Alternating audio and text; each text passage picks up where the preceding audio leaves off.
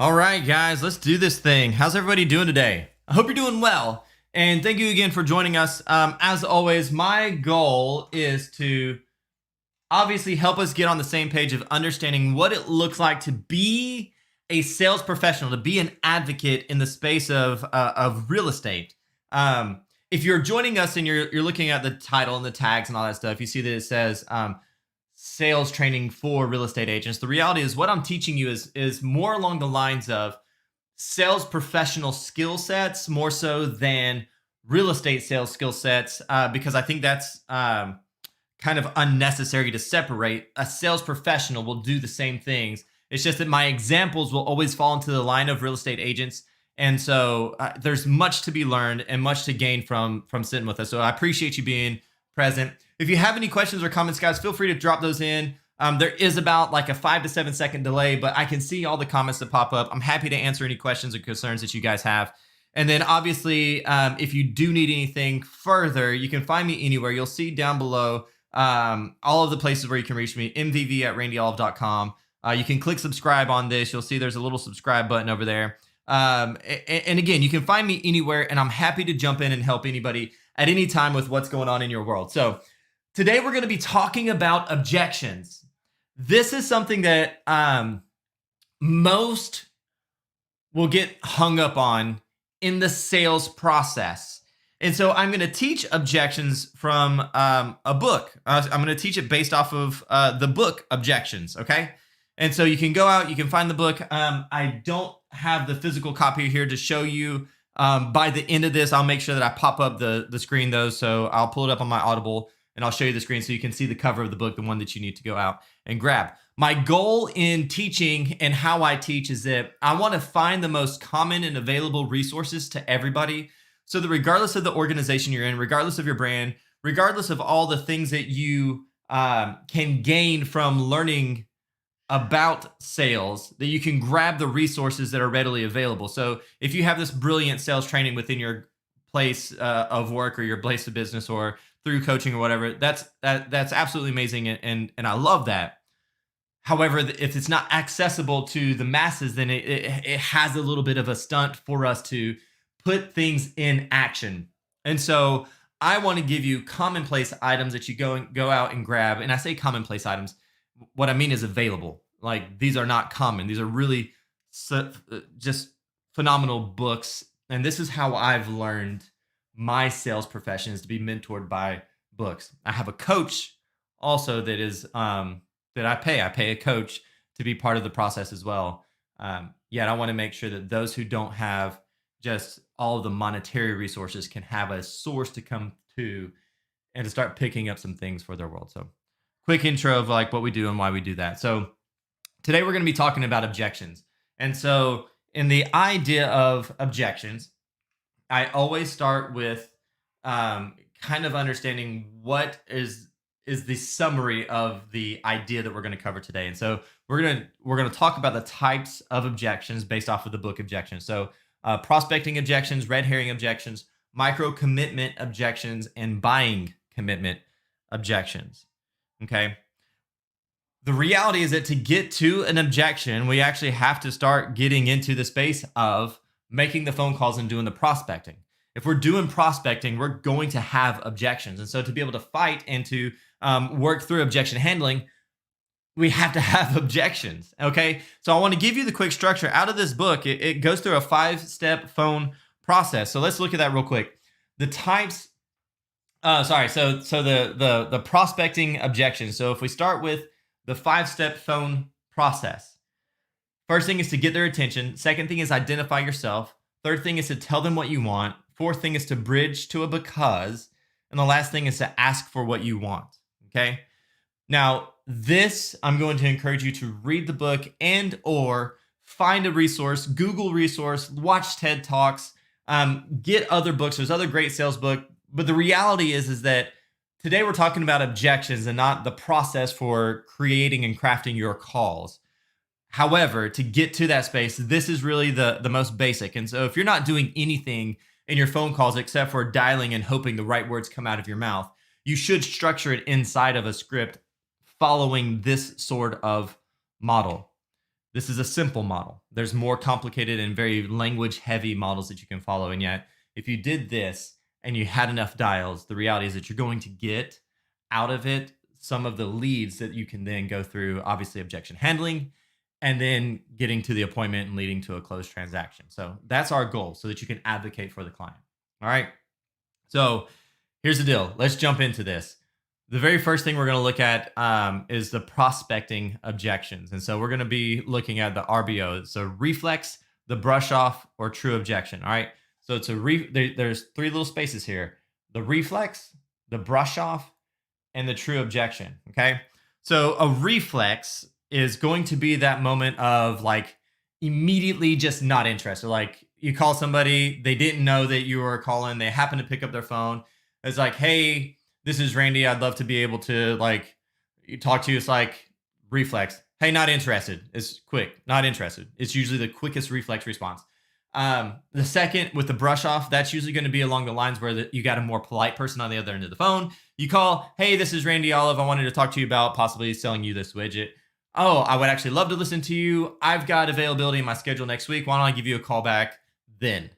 Right. So this feeling that I'm connecting, and the reality is that they're not. The brush off is absolutely there. And then the last thing is going to be a true objection. Okay. When you look at the reflex, the brush off, and the true objection, the first two, the reflex and the brush off, to really handle those objections, you've got to be able to ask better questions and get them on the phone. You've got to understand what you're going to say. The best place to be able to start in that world is going to be through your scripts. I promise you, regardless of what you're doing in the industry that you're in, there is a script to get people on the phone. Now, I will agree that some scripts are better than others. Yet there's a reason why people use scripts and why scripts have been successful for people who are in the business and actually building their business through sales. I've practiced it. I've ironed it out. I've worked it. I've shared it with the world. Do it. So we essentially have gotten the playbook to be able to run. On the reflex and the brush off side of things, you really do have to get into this space of answering where they're at, having very much a clarity on your story, and being able to, when they get to the point where they're really just trying to, like on the reflex, just get you going, follow through, right? Hey, you know what? I'm not interested. Awesome. Not interested in what? Like that's a really, I know, kind of a weird thing to do, a weird thing to ask, and it's pretty cliche, and yet you may get them to like actually move into a true objection or actually move into a different objection that you can handle. So hey, not interested. Not interested in what? Well, not interested in whatever you have to say. Okay. Well, what I had to say was that I had $1,000 sitting in the bank for you. It was like, well, then send it to me. Well, there's some hook, so you get them talking. The best thing on the reflex is to get people talking. On a brush off is to ask for the follow up. It's like, hey, well, I'm going to call you next week. Well, hey, you know what? I actually happen to have my calendar open and available right now. So when would the best time be to be able to talk to you so we can get that on the calendar? Now, there's some other ways that you can handle it. Says, no, you're fine. And I'd love to be able to talk to you later. I am going to present this to somebody else. And if they buy it, that's the last time that, so you kind of give some exclusivity. There's some ways around that. The main one I want to move into, though, is a true objection, because a lot of times we have this challenge. It's easy to recognize a reflex and a brush off, but a true objection is to really dig into and understand what's happening in this space. And so when you look at a true objection, you've got to be able to use your good judgment. And a true objection, right? A true objection is going to be something where there's a curiosity or a question that they don't know, and they're just fighting to get beyond it to get you off the phone. Like this, that's their alligator brain. That's their ancient brain kind of moving into the space to like go into survival mode. I need to get you off of the phone with me because I don't know who you are, what you are. I don't even know if my business needs you, wants you, any of that stuff. So, hey, you know what? I actually just signed a deal with A, B, and C company, and so I really don't have any interest in having a conversation with you.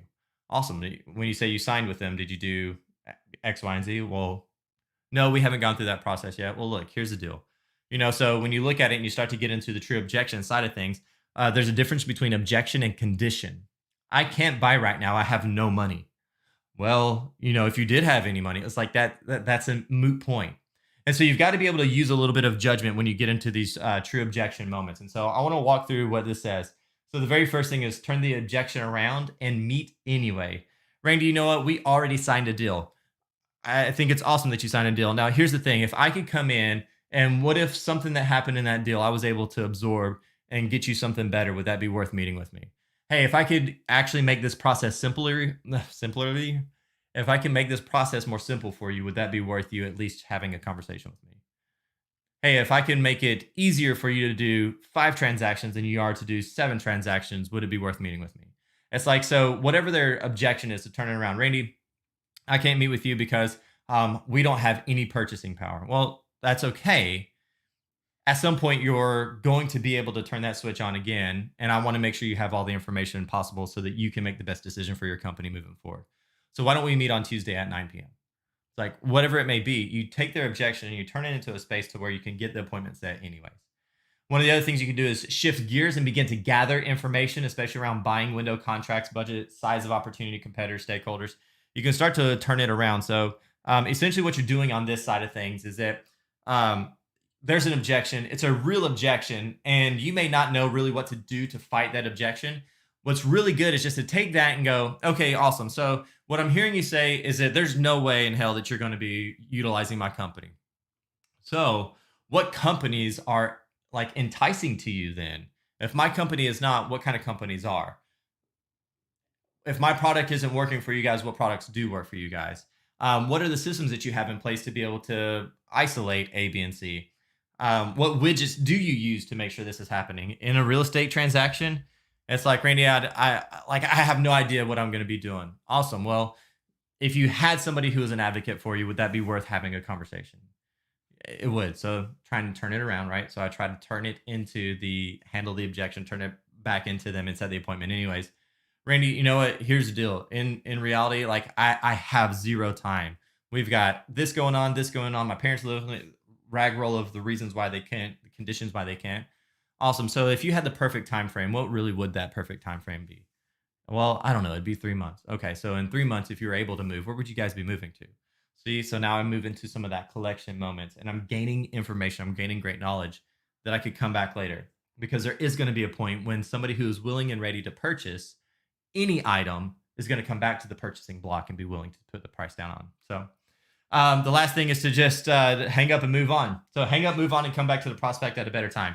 A lot of times, this is what we find in real estate is that you are going to get some nasty, and I guess in any sales profession, you're going to get some nasty responses on the other end because prospecting at its true nature of prospecting, not lead generation, prospecting at its true prospecting nature is calling a list of people that may or may not be willing and ready to purchase, but that have a need for my product. If they want to get me off the phone, there's going to be some nastiness that can be involved. I've had it happen to me before. It is what it is.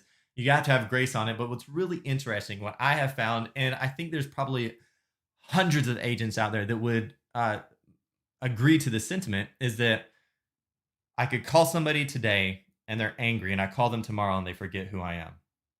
I could call somebody today and they're just having a bad day. I call them tomorrow and they're like, oh my gosh, I'm so sorry. I could have a conversation with them in 10 more minutes and it could be a different story. And so we can't take the judgment on ourselves that the rejection or the reason why they don't want to talk to us has something to do with me. That's just not true. We aren't necessarily sitting in this box where it's like, oh my gosh, woe is me. Nobody likes me. Everybody hates me. I guess I'll go eat worms. It's not necessarily the case, right? Some people forget they have very short term memory, especially if there's some sort of angry issue. You could only imagine if somebody was the purchaser, or they're the ones who were like the guy in charge, the gal in charge, the person in charge who's going to make all the decisions, and they're inundated with these phone calls all day. If you're phone call number 7, well, yeah, there's going to be a challenge with phone call number 7 going like, Randy, I have no desire to talk to you. Stop calling me. Erase my number. Absolutely, sir. I'm so sorry. Hang up the phone. He's had 12 calls. He didn't look at my number. He didn't look at he didn't memorize who I was. And I call back later. It's like, hey, this is Randy Oliver, blah, blah, blah, blah. Hey, man, what you got? Like, I got 2 seconds for you. Great. All I need is 2 seconds. What time do you want to meet on Tuesday? Like, right, cut straight to the chase. Find a ways in which you can turn objections around, right? You got to turn them around and use them. Set the appointment anyways. Shift gears to gather information or just to hang up and move on. We overly complicate a lot of the times that we run into objections. I think the biggest challenge, though, is that we don't start objection handling. We almost always go to option 3 and just hang up and move on. you've got to start with some objection handling. There's some real objection handling that has to happen, that has to take place in our businesses for us to be able to be successful for a long time. And that's my goal, is that you would be able to build that muscle, that objection muscle, to be able to recognize and have responses for people. Because at the end of the day, everybody who has this ready and willingness to purchase, they really want somebody to advocate for them. They really want a professional to walk with them through it. Um, they just have their own fears, their own behavioral traits, their own behavioral styles, their own ways of filtering things, to which they want to keep it in control in their space. And the way they keep it control in their space is to kind of push you away. The reality is that if we find ways to ask better questions, to handle objections, and to keep the conversation going, we very much can be that advocate for them. Okay. So, prospecting objections. Okay, red herring objections. This happens all the time in real estate. A red herring is something that your stakeholder does, says, or asks that distracts you from your focus, is misleading, or diverts your attention from the objective of your sales conversation. Most of the time, this is going to happen for real estate agents, this is going to happen in your consultation. At some point during your consultation, somebody is stuck in their brain on this one conversation that they want to have. And so they're stuck in that one conversation they want to have. And so along the process, what they're doing is that they're going through and they're thinking, and as soon as that door is open for them to ask the question, hey, you know what? Billy sold his house for $118 a square foot. Why are you thinking that our house is only $100 a square foot? Our house is much nicer than his, and blah, blah, blah. They start kind of chasing that. When you start to handle that one thing, that red herring that wasn't about getting their house like on the market or marketed, the one thing that kind of distracts them, it'll take you down a hole where if you start answering any questions wrong, you've lost the sale. A red herring objection, when we chase it, distracts everything from what's going to be happening. And so we've got to be able to recognize when it's a red herring objection, when somebody's just trying to toss something out. Now, there are ways in which we handle it. We're going to go through that here in a second. But I want to give another example. So if I'm meeting with somebody, and let's say that they're a buyer, and they're looking at and they're talking about what's happening in their world, they're buying real estate, and they want to go see houses. And then you're talking about the home buying process, and all of a sudden they go, well, I saw my friend Billy who has chickens in his backyard, and he got in trouble from the HOA for having chickens in his backyard. Is there a way to be able to make sure we can ensure, like, if we want chickens, like, how do we make sure that no chickens are going to happen in our backyard? It's like, gosh, well, like, I mean, let me chase that down for you. If you start going down that rabbit hole, and I'm using a little bit of an extreme example, I don't think you'll have the chicken coop example. You could, but if we start chasing that answer, think about how distracted you are now to get everything back in line to walk them through the process of buying a home. And so, red herring objections. Here's how we handle red herring objections. The I don't know how you would say this, but the PAIS, pause. So the first thing is to pause, acknowledge. So simply take notes, ignore, or save. This is how you handle it. You go through and you pause, you acknowledge, and simply take notes. You ignore or you save. And so if somebody's going through and they want to have their conversation, you just take a moment to pause, let them kind of go through and let them have stuff, let them be there, acknowledge, right? Acknowledge. Awesome. You know what? Let me make notes of that.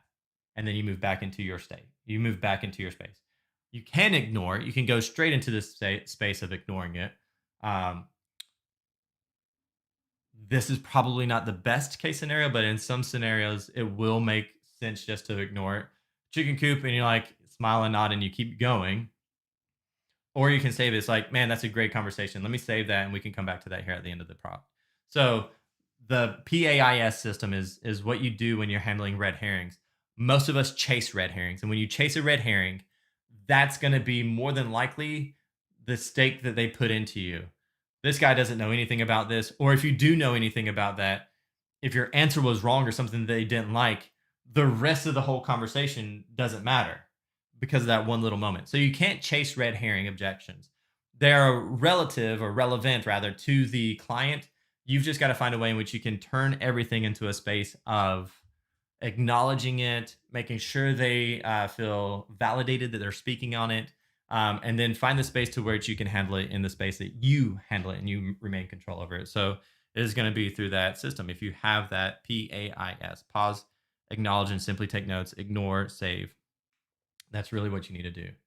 So looking at the red herring, on the red herring objection, um, there is a little bit of a framework that helps you kind of get beyond anybody bringing red herrings into the puzzle.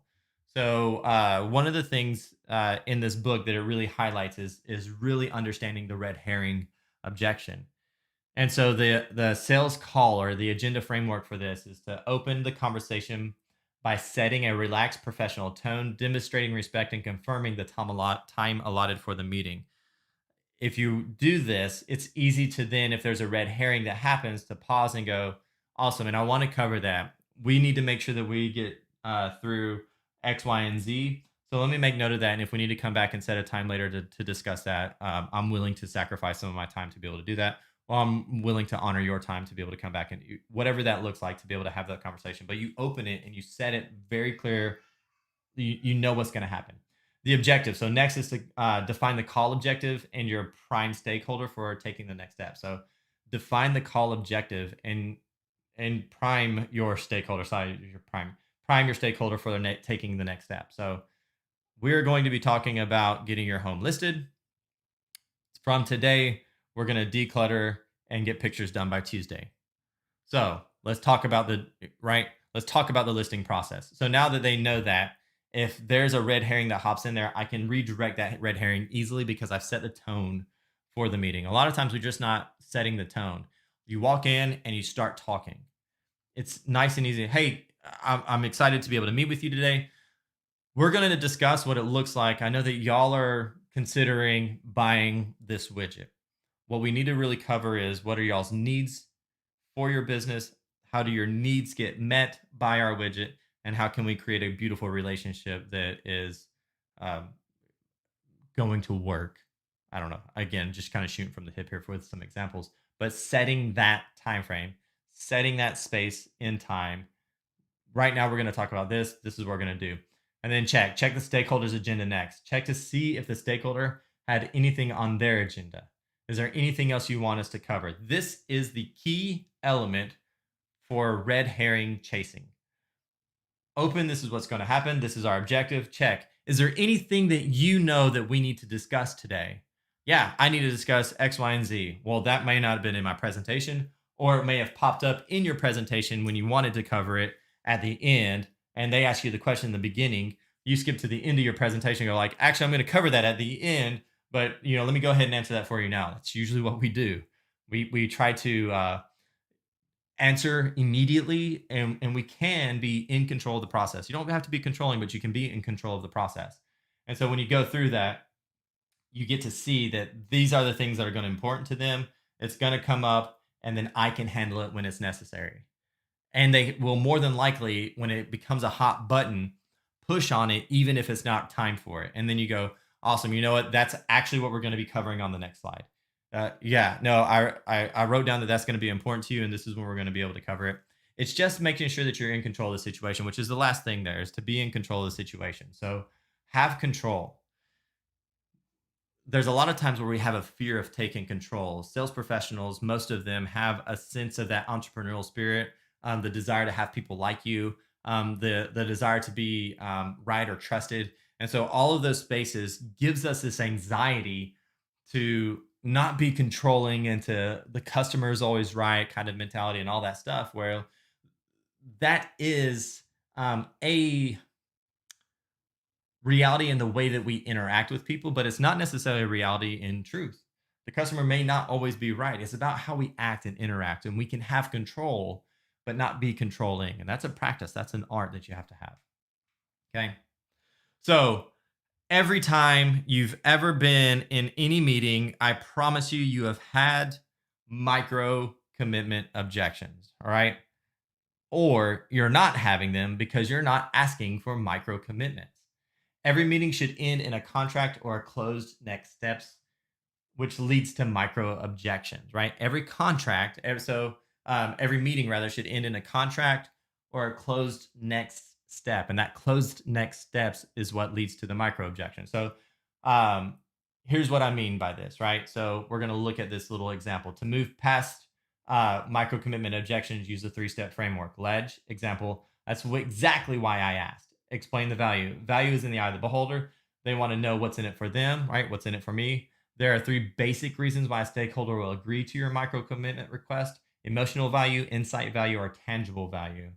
And ask, once you've explained the value of your micro commitment request, ask again. So, what is a micro commitment question? If I get through the whole process and inside of there, I want to test where we're at, I'm going to ask for some sort of micro commitment. And this is how I might do it.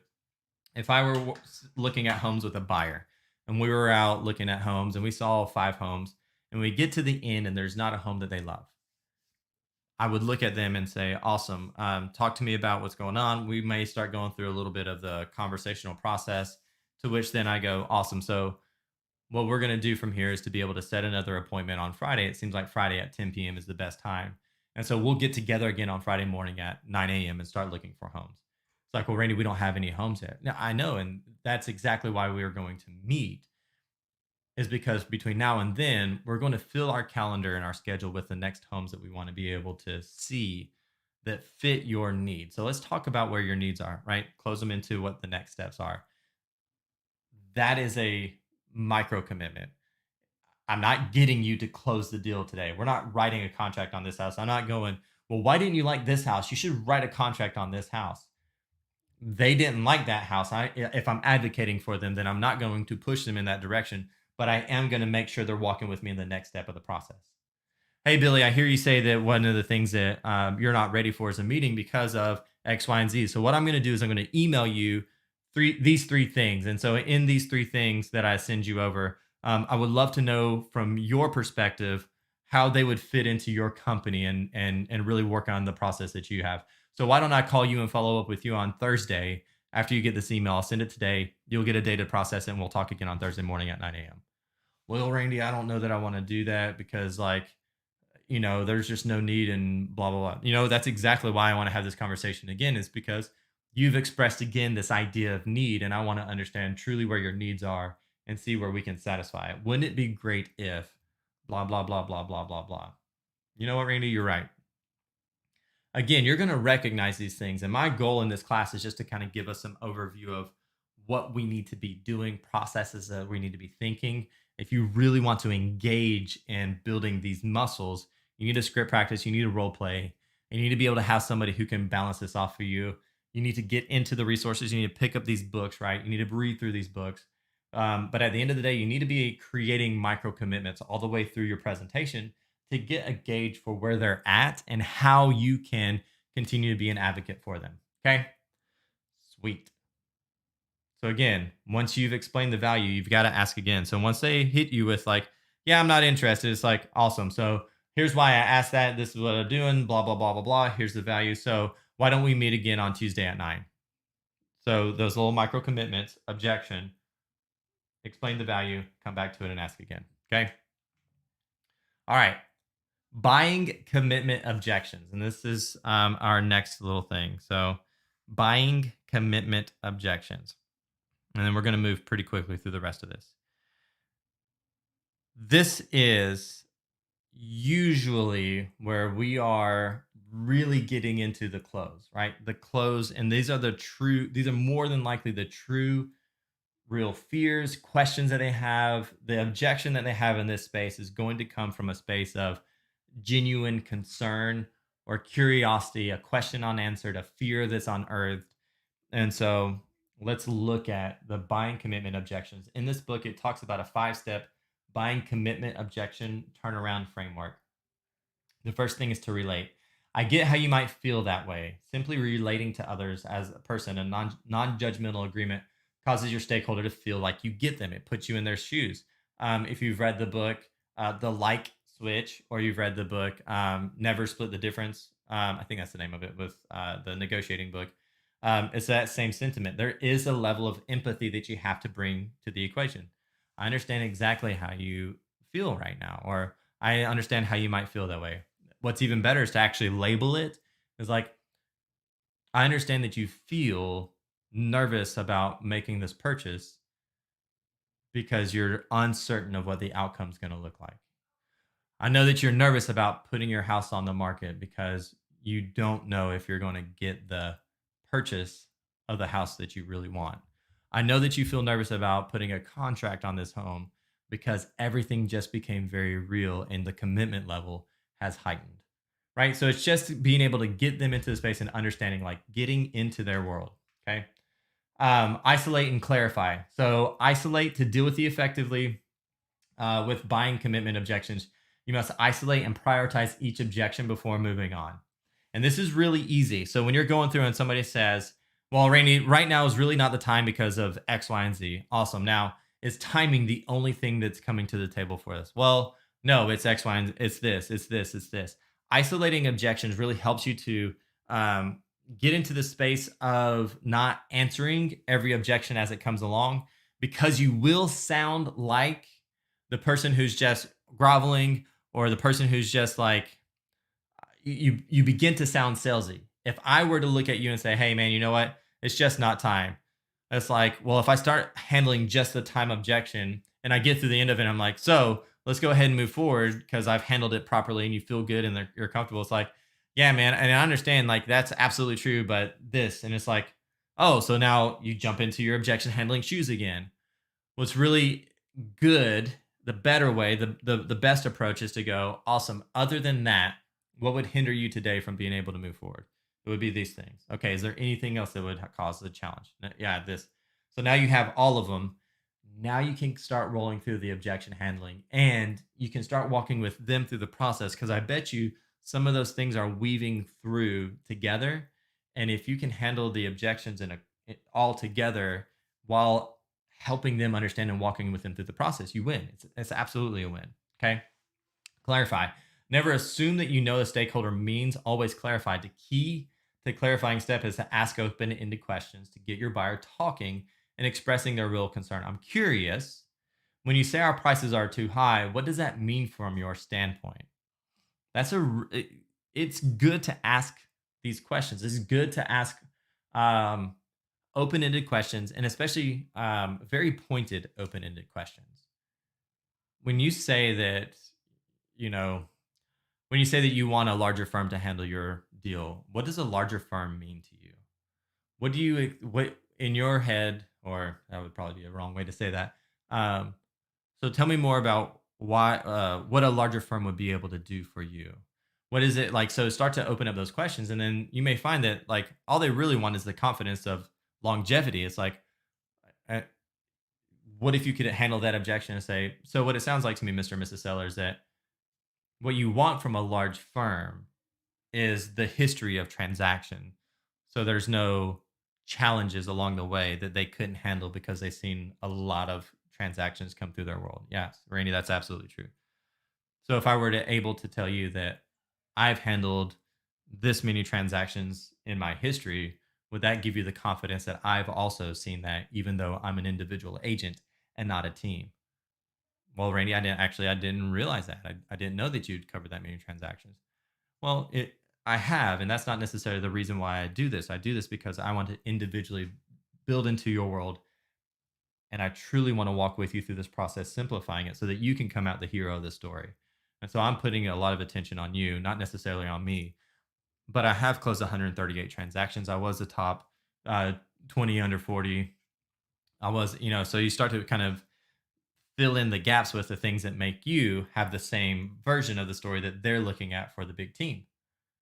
But if we don't understand what they mean when they give us the objection of, I want to handle that, like I want a big team and I want a big firm to handle me. Awesome. Well, what does that mean to you? What do you see them being able to do for you?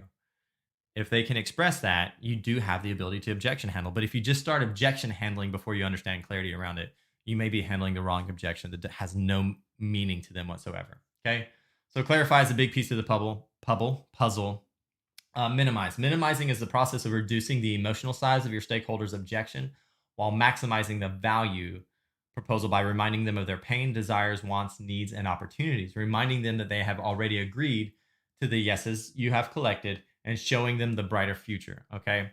So minimizing is a very delicate process. You need to practice this. If you haven't gone through the practice of minimizing, you will make it sound as if it's easy and they think it's hard. And when you do that, you're breaking rapport.